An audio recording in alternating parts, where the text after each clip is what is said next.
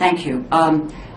Last 3 years, real per capita annual growth of national health expenditures is only 1.3%, less than a third of the long-term historical average, lower than the previous 3-year period, which coincided with the recession. There are many moving parts and pieces in the U.S. economy, but I think we could say that the Affordable Care Act has been successful in constraining the growth of health care spending. Can you talk about the impact the ACA is having on health care costs and health care spending?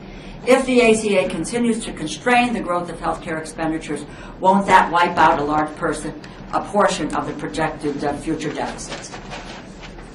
Well, Congresswoman, we're seeing the lowest health care increases in, some people say, in recorded history. Medicare is growing at a slower rate. It was up over 6% year in and year out in the decade before the ACA was passed. In 2010 to 2012, it grew at a rate of 1.6% per capita.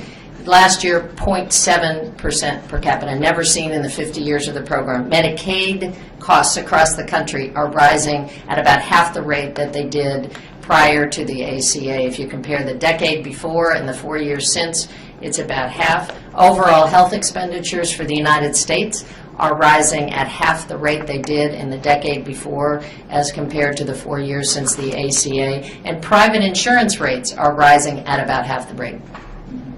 So overall, we are seeing a bending of that healthcare cost. Significant. And initially, people said this was related to the recession. Health economists now are saying there's some fundamental transformation going on in the overall healthcare expenditure, and that's very good news.